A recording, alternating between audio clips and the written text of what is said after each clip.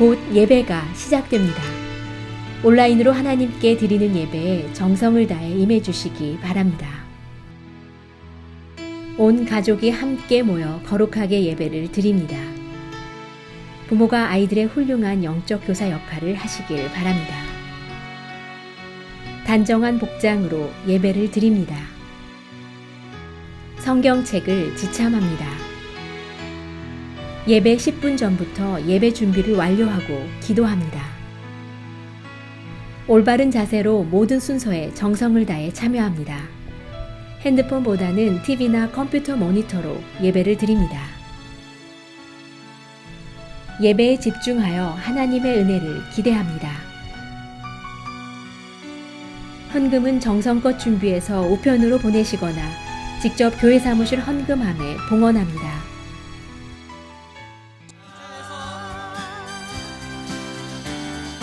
우리를 죄에서 구하시려 주 예수 십자가 지셨으니 기쁘게 부르세 할렐루야. 나 구원 얻었네. 우리를 죄에서 구하시려 주 예수 십자가 지셨으니 기쁘게 부르세 할렐루야. 나 구원 얻었네. 찬송하세 찬송하세 주님 나를 구하셨네. 찬송하세 찬송하세 주가 구원하셨네. 나 지금 죄에서 사함받아 거룩한 백성이 되었으니 이으신 장막을 벗을 때도 겁날 건 없겠네. 찬송하세 찬송하세 주님 나를 구하셨네. 찬송하세 찬송하세 주가 구원하셨네. 우리가 이 세상 떠날 때에 예수의 손목을 굳게 잡고 영원히 즐거운 천국에서 주 함께 살겠네. 찬송하세 찬송하세 찬송하세 주님 나를 구하셨네. 찬송하세 찬송하세 주가 구원하셨네.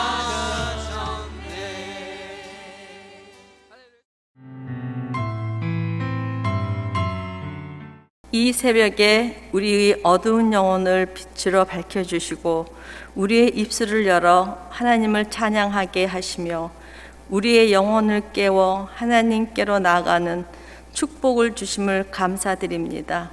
우리들을 아버지 자녀되게 하시며 세상의 어떤 풍파도 이기는 담대함을 주심 또한 감사드립니다.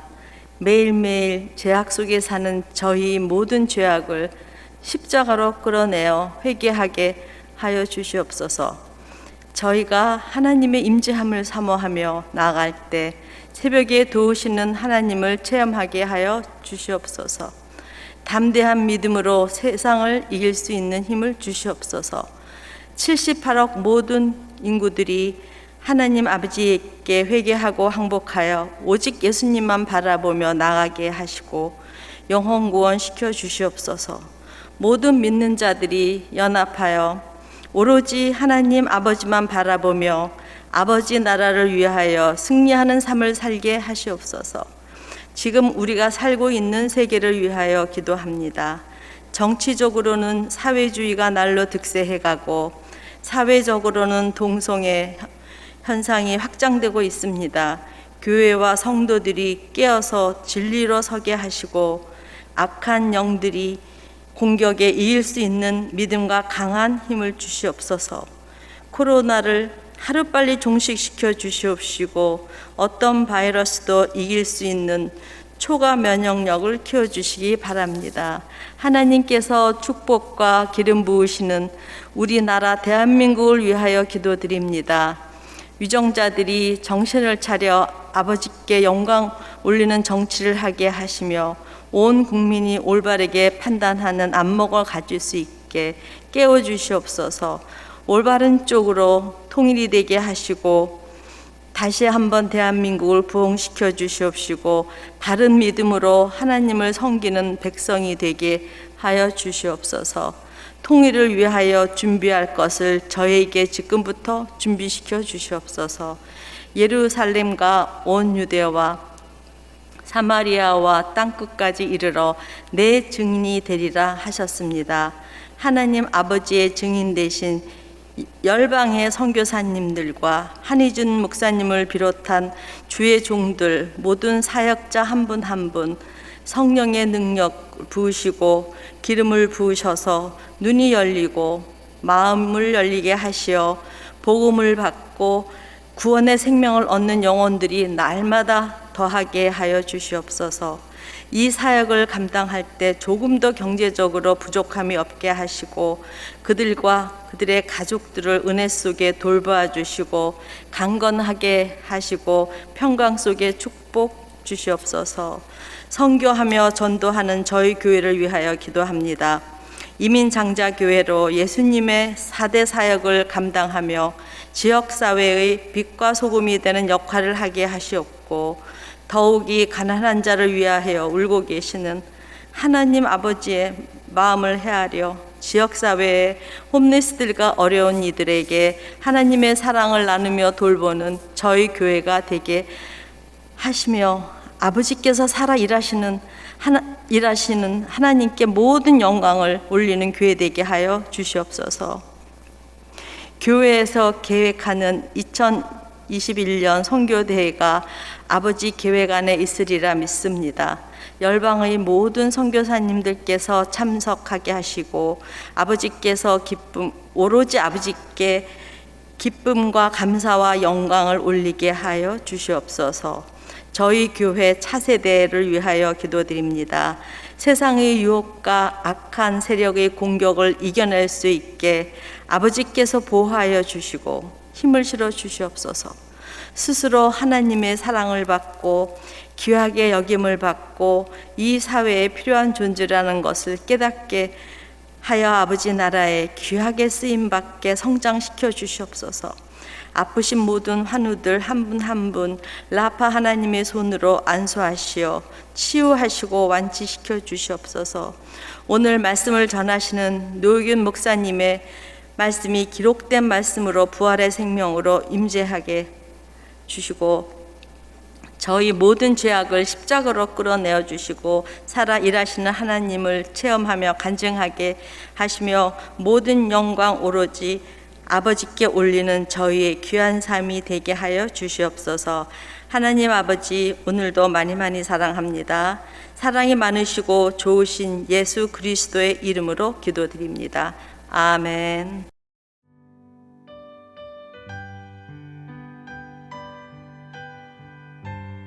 오늘 우리에게 주시는 하나님의 말씀은 출애굽기 21장 12절부터 27절입니다.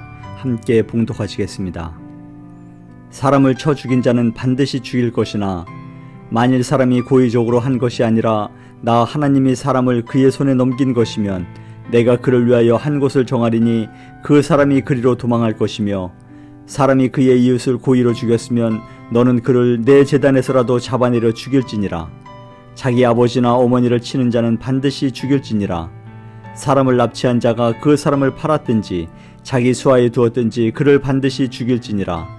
자기의 아버지나 어머니를 저주하는 자는 반드시 죽일지니라. 사람이 서로 싸우다가 하나가 돌이나 주먹으로 그의 상대방을 쳤으나 그가 죽지 않고 자리에 누웠다가 지팡이를 짚고 일어나 걸으면 그를 친 자가 형벌은 면하되 그간의 손해를 배상하고 그가 완치하게 될 것이니라. 사람이 매로 그 남종이나 여종을 쳐서 당장에 죽으면 반드시 형벌을 받으려니와 그가 하루나 이틀을 연명하면 형벌을 면하리니 그는 상전의 재산임이라.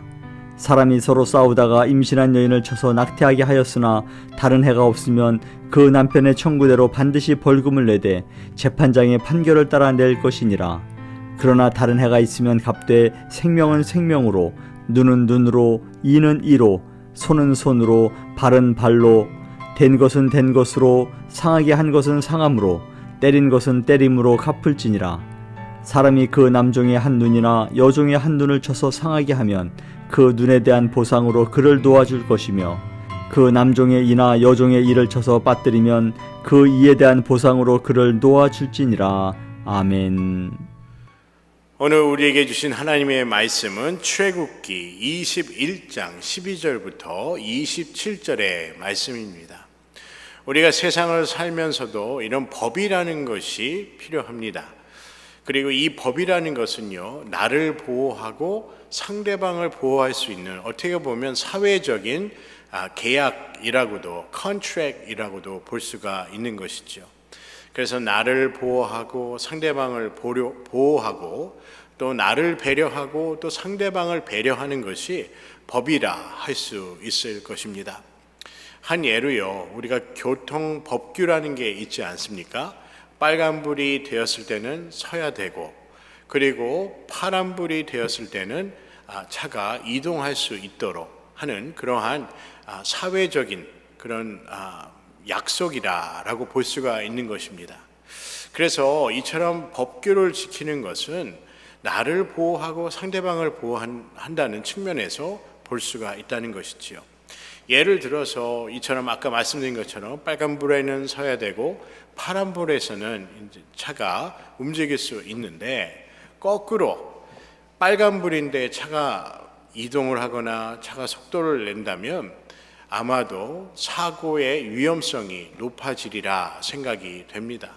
또 이로 인해서 상대방한테 피해를 주고 또 내 자신에게도 피해가 올 수 있는 것이 바로 이러한 법규를 지키지 않을 때 있을 수 있는 일이라 생각이 됩니다. 그래서 이러한 법이라는 것은요, 나를 보호하고 상대방을 보호하기 위한 안전장치이기도 합니다. 오늘 말씀은 바로 율법과 규례에 관해서 말씀을 하고 있습니다.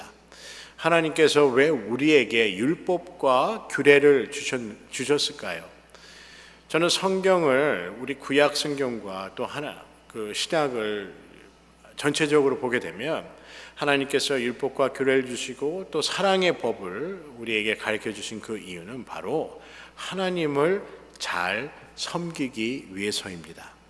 하나님을 잘 섬긴다는 것이 무엇이죠? 우리가 하나님을 잘 섬긴다는 것은 하나님의 율법과 규례로 지키기 때문에 우리가 더욱더 번영되고 축복되는 그러한 평강의 삶을 살기 위한 하나님께서 허락하신 귀한 것이 바로 이 율법과 규례라 볼 수 있을 것입니다. 그래서 율법과 규례라는 것은 무거운 것이 아니라, 우리가 따르기를 두려워하고 어려워하는 것이 아니라, 이 율법과 규례를 즐거이 우리가 순종하며 따를 때 우리의 삶의 참 평안과 기쁨을 우리가 누릴 수 있다는 것이지요. 이처럼 율법과 규례를 하나님께서 주신 이유는 바로 하나님을 잘 섬기라는 것입니다. 여러분, 우리가 하나님을 잘 섬기면 우리 이웃도 잘 섬기겠죠. 하나님께서 말씀하신 두 가지 큰 계명이 하나님을 사랑하는 것이죠. 마음을 다하고 뜻을 다하고 힘을 다해 하나님을 사랑하는 것입니다. 그리고 두 번째 가장 큰 계명은 내 이웃을 사랑하는 것입니다. 그러기 위해서는 이처럼 율법과 규례가 우리 삶에 필요하다는 것이지요. 어떻게 하나님을 사랑해야 하는지, 또 어떻게 우리가 하나님을 섬겨야 하는지, 또 하나님을 어떻게 따라야 하는지에 대한 그 방법이 바로 율법과 규례라고 볼 수가 있다는 것입니다. 그럼 율법과 규례에 어떠한 특성, 어떠한 특별한 점이 있을까요? 우리가 오늘 본문 말씀을 나누기 전에 출애굽기 21장 1절부터 11절의 말씀 중에요, 2절의 말씀에 보면 하나님의 법은 어떠한 법인지에 대해 설명하고 있습니다. 하나님께서 말씀하신 그 규례와 그리고 하나님께서 말씀하신 그 율법이 우리에게 어떠한 모습으로 다가오는가라는 것이지요. 다른 말로 하면 어떠한 우리에게 유익이 있는가라는 것입니다. 2절의 말씀에 보면요, 1절과 2절의 말씀을 보도록 하겠습니다. 출애굽기 21장 1절과 2절의 말씀, 내가 백성 앞에 세울 법규는 이러하니라 라고 말씀하세요. 내가 히브리 종을 사면 그는 6해 동안 섬길 것이요 7째 해에는 몸값을 물지 않고 나가 자유인이 될 것이며 라고 말씀합니다. 2절의 말씀에 히브리인의 종을 사게 되면 6해 동안은 종으로서 섬겨야 되지만 7년째가 되는 해에는 무조건 자유롭게 놓아주어야 한다는 것이죠. 종의 주인은 이처럼 그 종을 7년이 되는 해에 풀어주고 자유롭게 하여야 한다는 것입니다. 우리가 이 출애굽기 21장 2절의 말씀에 보게 되면 하나님의 법은 어떠한 법이지요? 자유케 하는 법이라는 것입니다. 하나님은 이처럼 히브리 종을 주인이 평생 동안 종으로서 계속 일하게 하는 것이 아니라 어느 정도의 시간이 지난 7년 후에는 자유롭게 보내주어야 한다는 것이죠. 이처럼 하나님의 법은 형평성과 그리고 사정을 살펴보고 만든 그러한 것이 바로 이 율법이라 볼 수 있을 것입니다. 독단적인 그러한 법이 아니라 우리 인간이 살아가는데, 하나님의 백성들이 살아가는데 유익하고 형평성 있고 공평하고 또 우리의 상황을 살피며 만든 그 법이 바로 율법이라는 것입니다. 그래서 하나님의 법은 이 자유를 위한 그러한 법임을 알 수 있지요. 또 더 나아가서요, 하나님의 법은 이처럼 소외되고 그리고 사회의 그 약자들을 보호하기 위한 그러한 법이 또한 율법과 규례라 할 수 있다는 것입니다. 그래서 하나님의 법은 이처럼 우리를 자유케 하고 공평케 살아가기 위해서, 공정하게 살아가기 위해서 하나님께서 이러한 율법을 허락하셨고, 또한 이러한 율법은 약자와 그리고 소외된 자를 보호하기 위해서 만들어졌다는 것이 바로 이 율법의 특성이라는 것입니다. 그래서 율법은 무조건적인, 그렇게 독단적인 그러한 법이 아니라 우리 삶을 살피셔서 우리 삶에 가장 형평성 있게 만들어진 법이 주어진 법이 바로 율법이라는 것입니다. 그럼 오늘 출애굽기 21장 12절부터 14절의 말씀을 한번 보도록 하겠습니다. 하나님의 그 율법과 규례는 그럼 다른 어떠한 점을 갖고 있는지에 대해서, 어떠한 목적과 그리고 어떤 특성이 있는지 한번 우리가 나누어 보도록 하겠습니다. 12절부터 14절의 말씀을 보면, 사람을 쳐 죽인 자는 반드시 죽일 것이나 만일 사람이 고의적으로 한 것이 아니라 나 하나님이 사람을 그의 손에 넘긴 것이면 내가 그를 위하여 한 곳을 정하리니 그 사람이 그리로 도망할 것이며 라고 얘기합니다. 그래서 어떠한 사람이 어떠한 일을 죽이게 될 경우에, 살인을 한 경우죠, 그것이 고의적으로 한 것인지 고의적으로 하지 않는 것에 따라서 그 법의 무게가 달리, 그 죄의 무게가 달리 적용된다는 것입니다.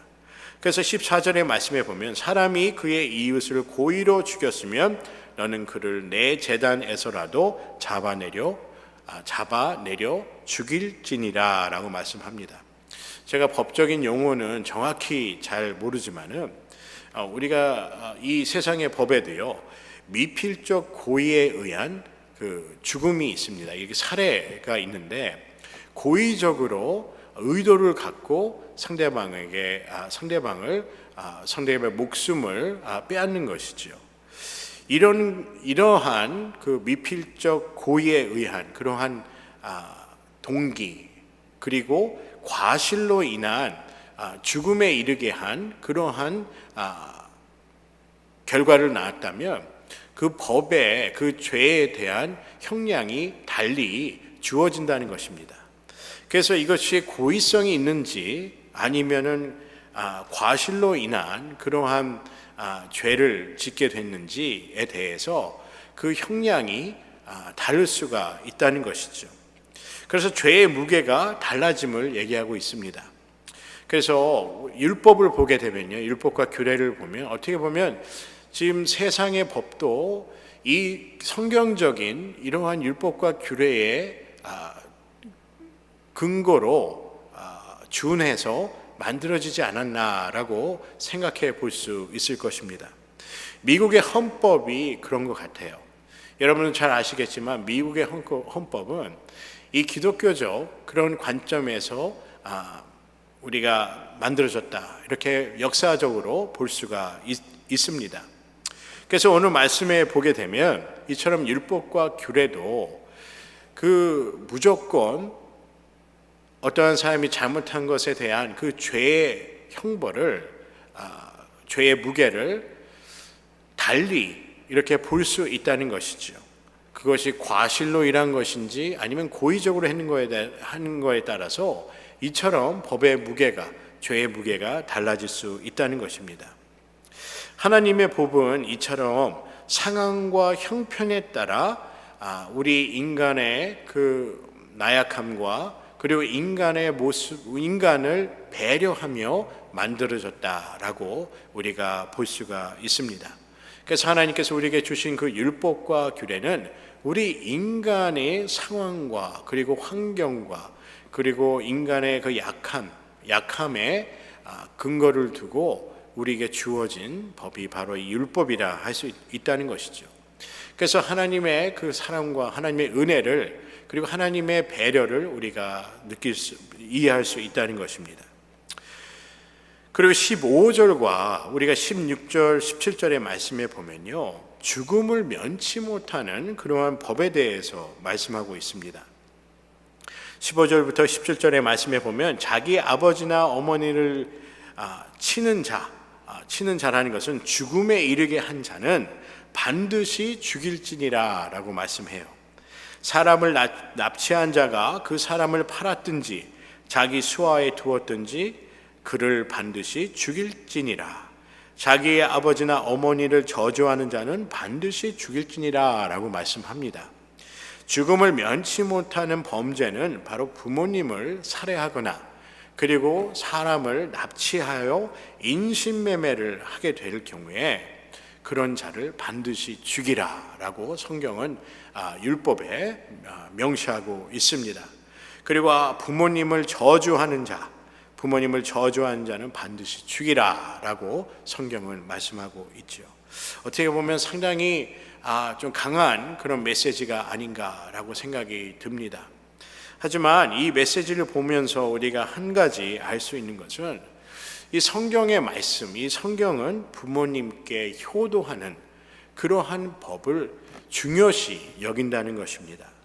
나를 태어나게 하시고 나를 양육하신 그 부모님을 하나님께서 허락하신 그 부모님을 학대하거나 무시하거나 그리고 저주하는 것을 율법으로 강하게 금지하고 있다는 것입니다. 이러므로 인해서 가족 안에서 그리고 질서와 평안을 누리게 하기 위함이지요. 우리가 하나님께서 우리에게 율법을 주신 이유는 아까도 말씀드린 것처럼 하나님을 잘 따르게 하기 위해서입니다. 하나님을 잘 따른다는 것은 하나님께서 우리에게 허락하신 그 평안과 하나님의 말씀을 따름으로 인한 우리에게 주시고자 하는 그 삶의 질서와 평안과 그리고 삶의 그 자유를 말씀하고 있다는 것이죠.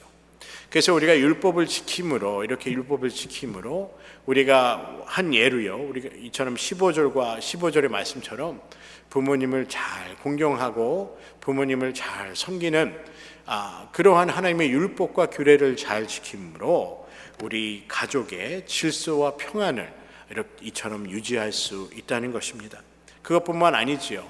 율법에는 부모님을 잘 섬기면 하나님께서 축복하여 주신다고 성경은 말씀합니다.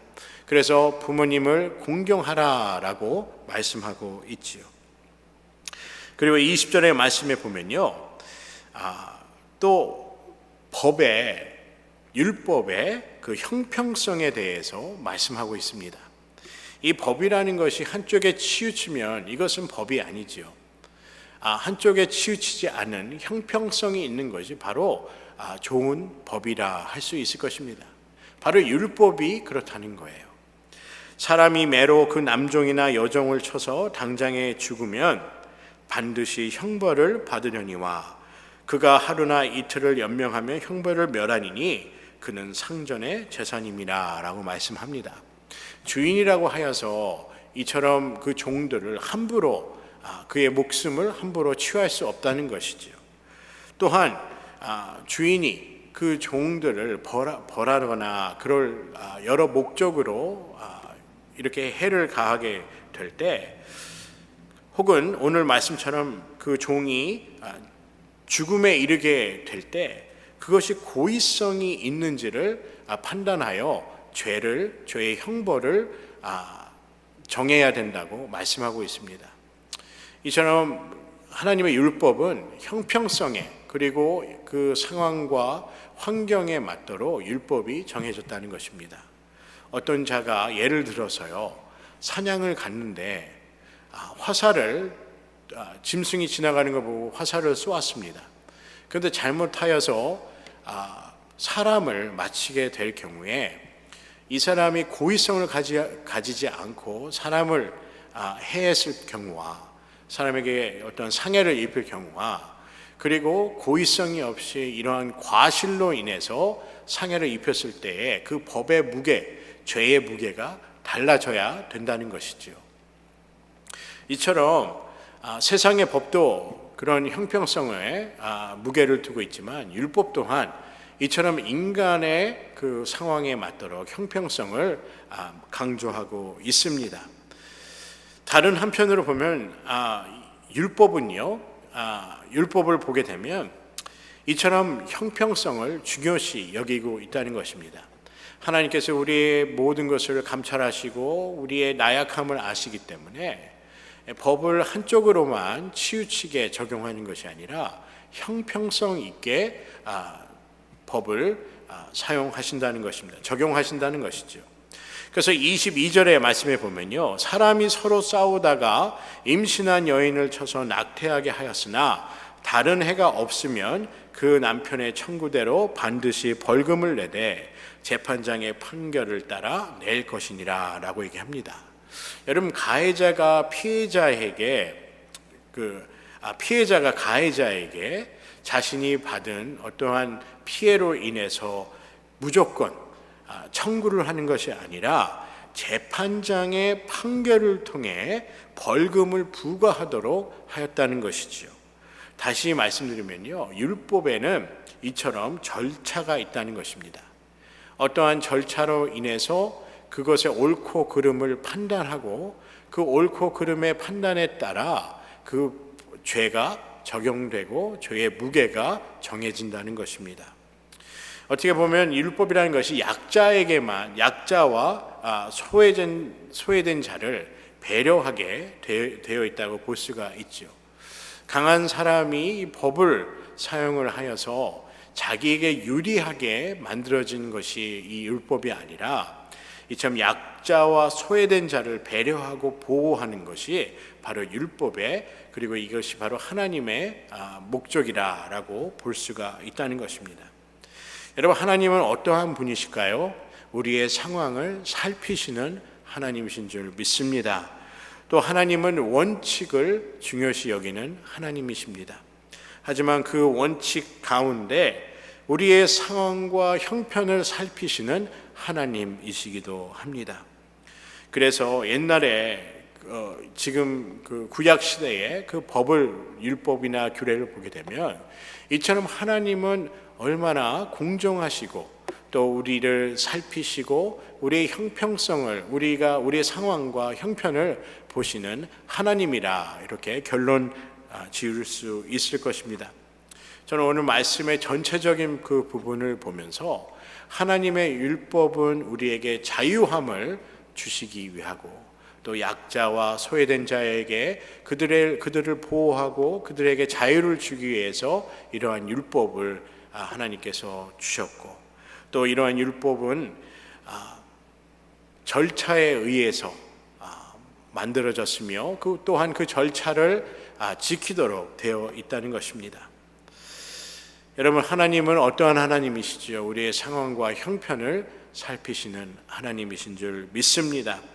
또 오늘 말씀을 통해서 부모님을 가볍게 여기는 요즘 세상을 보면요, 너무 다 그런 건 아니겠지요. 하지만 TV를 본다든가 영화를 보게 되면 이 부모와 자녀 간의 갈등을 많이 표현한 그런 영화나 TV 프로그램이 많은 것 같아요. 이만큼 세상에서도 이 부모와 자녀 간의 그러한 관계와 그리고 관계의 깊이가 많이 약해졌다, 그리고 소홀해졌다라고 볼 수 있을 것입니다. 하지만 하나님께서는요, 우리가 하나님을 따르듯, 우리가 하나님을 섬기고 하나님의 법을 따르듯 성경은 부모님을 공경하고 우리가 하나님을 공경하듯 부모님을 공경하라고 말씀하고 있습니다. 이처럼 하나님의 율법은 우리에게 평화와 질서와 그리고 안정과 그리고 우리에게 자유함을 주기 위해 만든 것이 율법이라는 것을 우리가 볼 수 있으며 또 하나님의 마음을 우리가 볼 수 있다는 것입니다. 우리가 율법을 지킨다라는 것은 하나님을 사랑하는 우리의 표현입니다. 그리고 이 율법을 지킴으로 우리가 내 이웃을 사랑할 수 있는, 내 이웃을 사랑하는 그러한 하나님의 명령 또한 우리가 지키는 것이라고 볼 수가 있을 것입니다. 오늘 말씀 전체를 통해서 우리가 하나님의 그 법에 대해서, 율법은 무거운 것이 아니라 우리가 하나님을 잘 섬기고 또 하나님의 법을 따름으로 이 세상에서도 하나님께서 원하시는 삶을, 예수 그리스도를 드러내며 하나님을 드러내는 그러한 삶이 되기 위해 하나님께서 우리에게 이러한 율법과 규례를 주신 줄 믿습니다. 여러분, 우리가 율법과 규례를 따라 우리 삶의 자유함을 누리고 그리고 평안함을 누리며 또한 우리 삶의 평강이 있는 그러한 귀한 삶이 되시기를 주님의 이름으로 간절히 소원합니다.